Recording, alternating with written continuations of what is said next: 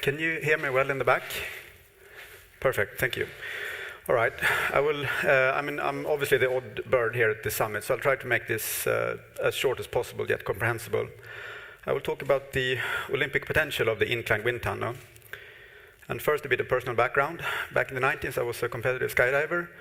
The little guy in the back there is me at the World Air Games, the first one in 1997. To me, personally, back then, this meant everything. Nothing in the whole world was as important as going to the World Air Games. And I remember this feeling, and I know that if there had been a chance to go to the Olympics, I would have gone for it. I would have sacrificed a lot, personally. I would have postponed university studies, etc., to go for that.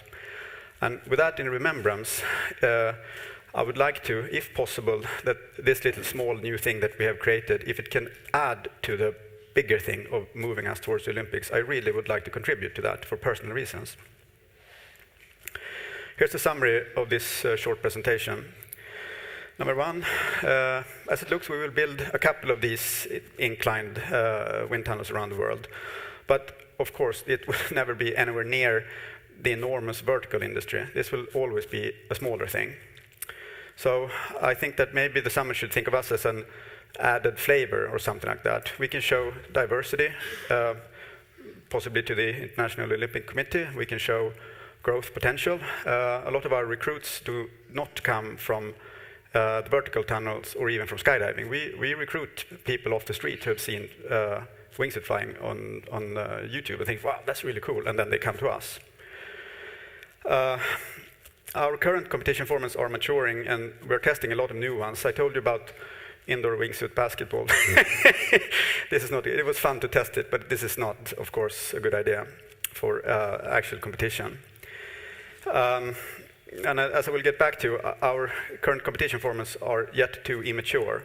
So we could never go to the Olympics this year, and we could not go to the Olympics in 1 or 2 years. We will need some time to just grow in maturity, I think, specifically with competition formats. Related to that is that, as I told you, I think it was yesterday, that the inclination is variable, and flying in it is not restricted to wingsuits. Oh. Can we return to the topic PowerPoint? Sorry. As they do that, am I talking too fast? All right. Okay, it's back. And as Roland mentioned, we have a pretty good Olympic connection. It is like Roland said, with all the, well, not all, not South Korea and some other countries, but all of the important and big Olympic nations for ski jumping train a lot at our place. China rents our tunnel a week at a time and just locks the door and gets the blinds down. And maybe, and this I think has created a bit of an Olympic awareness of us. Maybe that can benefit the summit and benefit our mutual cause, perhaps. This would be the summary. This is what we can bring to the summit, basically. And now, if you want to see some indoor wingsuit flying, I have prepared a short video from actual competitions that we have held. If we can play that, it's about a minute. The music really sucks, and for that reason, it's okay to put on the YouTube. Okay, video, please.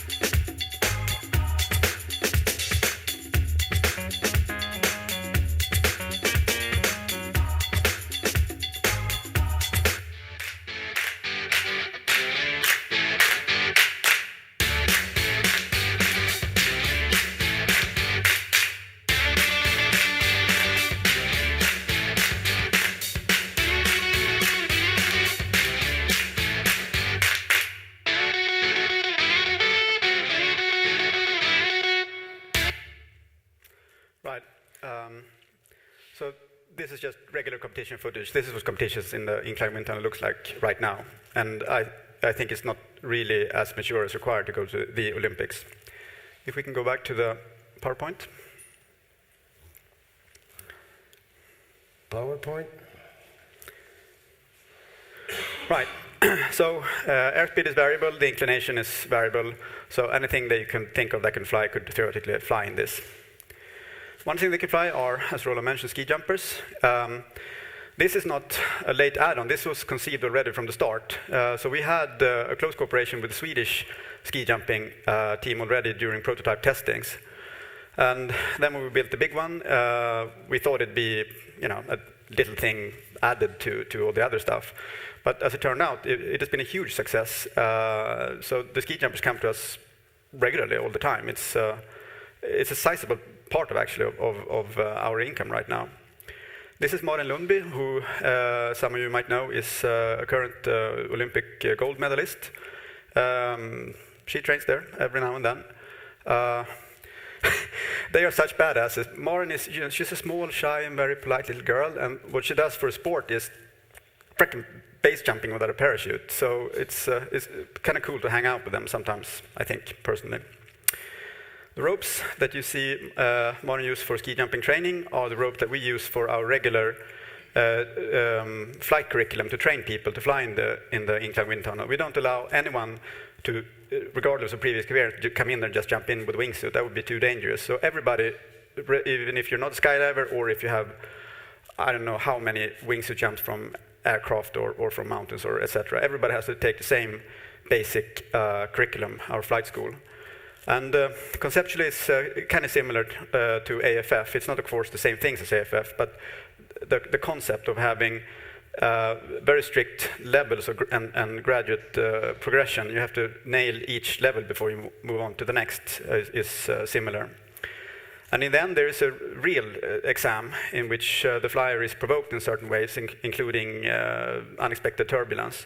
And they have to pass all this. And when they pass it, then we issue a formal license. They get a plastic card, and we have a computer file with everyone who has a license and when they got it, etc., so that we can keep track of currency and so on. And only then are you allowed to fly freely in the wind tunnel. This this was the first open Swedish national championships in indoor wingsuit flying. This is now an official recognized sport in Sweden. We wrote the rules in close cooperation with the FAI. Richard Bennett, Buzz, some of you might know, helped us out quite a lot with that, and some other FAI judges also. So the Swedish rules are actually written in English and are made to easily be fitted into the FAI format. But it is the Swedish Sports Confederation, the governing body for all sports in Sweden, has made it a recognized sport in Sweden. And what you see here is the dirt type for Acro Round 2. It's me and our technical director, Peter Jeren, who Mr. Lockstone will meet at the conference. And as you see, we're quite nervous looking because we hadn't had time to train much in our own tunnel. And for that very reason, we lost. So we got our asses seriously kicked, and this is why we're at the bottom of this picture. You might take some interest in this guy. He's not a skydiver, he's never done any air sports before, but he's doing really well in the wind tunnel, so he's a fresh recruit, so to speak, to air sports, straight to our tunnel. Here's another competition picture. I wanted to show you this because you notice the white line. For judging reasons, we made a starting line, so you take off in front of that line. I'm not going to go into the details, but this is just one little technicality that illustrates what I'm saying about competition format needs. There's a lot of work to be done, to get everything right with the competition format. This thing we have gotten right now because the starting line provides certain things for the judges so that they can say exactly when the team took off, which is important for timing reason. Never mind. But you understand, this is a technicality of how we do things. But there's a lot of homework to be done.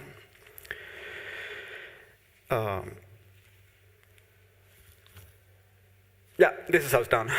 So what you saw previously, this was the path to what is now an official recognized sport within the Sports Confederation, etc., etc. And this is where what you see here, this is where it's happening. This is the International Indoor Acrobatic Wingsuit Competition. This is organized by Jarno Cordia, and it's not recognized by anybody, it's just a competition. But this is what has really, we had the third one this year. He's been having it since 2017. And this is really what's driving development and evolution in indoor acro. Jarno is a great force just pushing this forward, including his competition. And the skill level on this competition is, of course, very, very much higher than the Swedish nationals.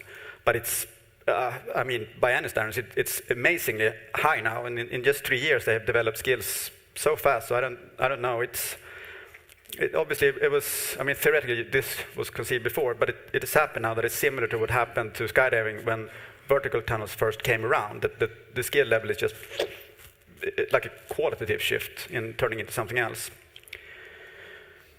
Am I talking too quickly? No? Yeah. And that's Jarno and Janna, their team Fly Like Brick. They deserve a lot of credit for their flying and their work. So, these important to the Olympic Committee is, of course, how international is this? Well, we have one tunnel, and I have one button. No? Here. So, to date, we've been open about 3 years, and to date, we've had 52 nationalities coming all the way to Stockholm to fly there.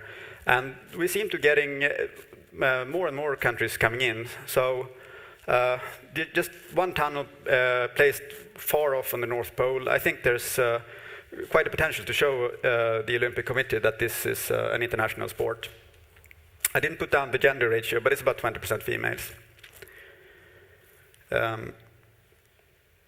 I think that this is a beautiful picture, and I think that sort of relating to what Laszlo showed, I think there's a potential for artistic events in this. It will have to wait for skill levels to become that good. The skill levels to actually turn this into an artistic event or even turn it into a dance company or something like that aren't really there yet. Jarno and a couple of the really elite flyers are developing it, and maybe some of them have it, but generally the skills aren't there yet. But I think that there's a potential for it, because if you look at it and if you look at some of their flying in slow-mo, it is something to see, I think.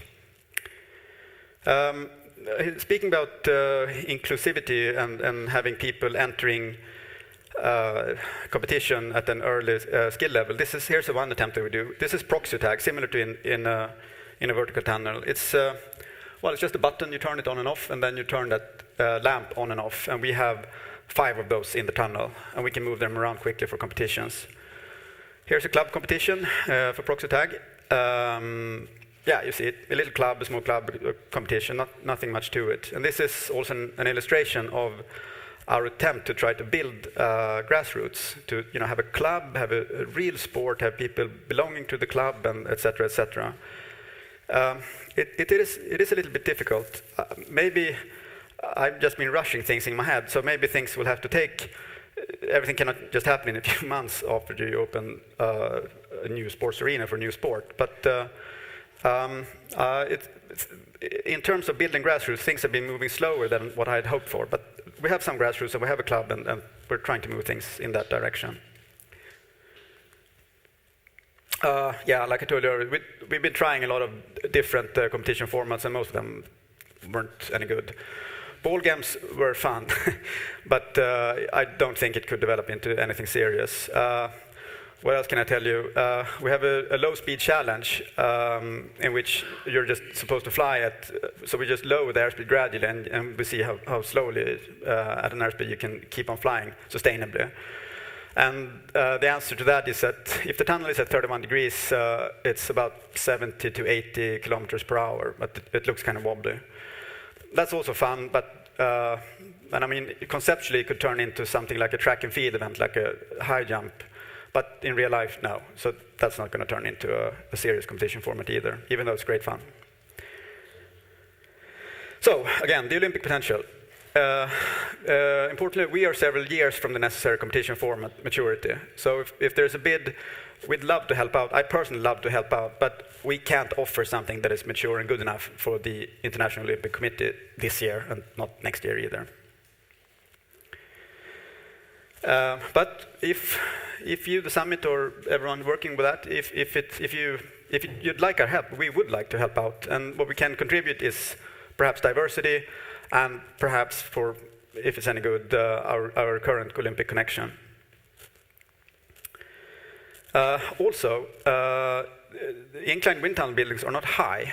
I'm not sure how much this matters, but we would be able, in an Olympic village or an Olympic arena, to build an inclined wind tunnel that would be considerably lower in height from the ground.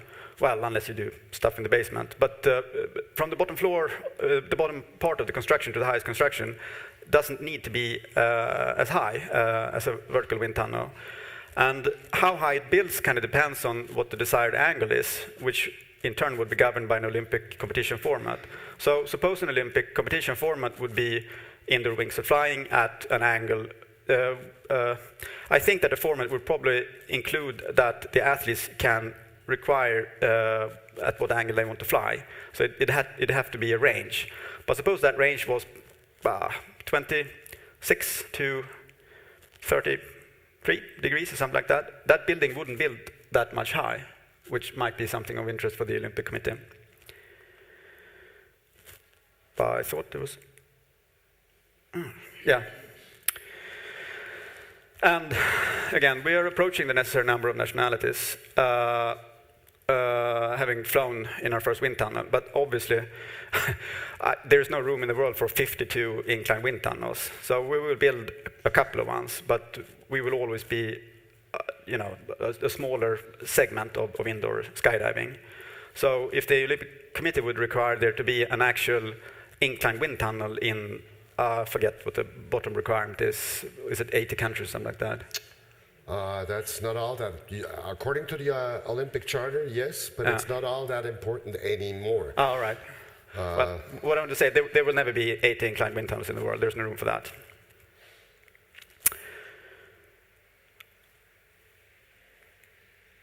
I'm trying.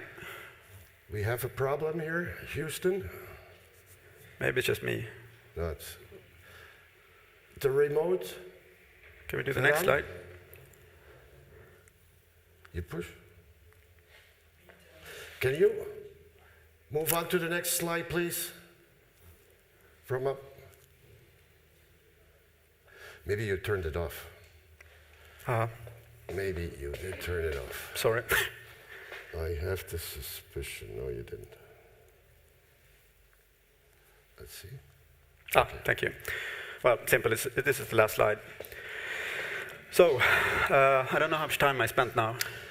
Quite frankly, neither do I know exactly how much, but just wrap it up. Do you have room for any questions? If there are any? All right. Any questions?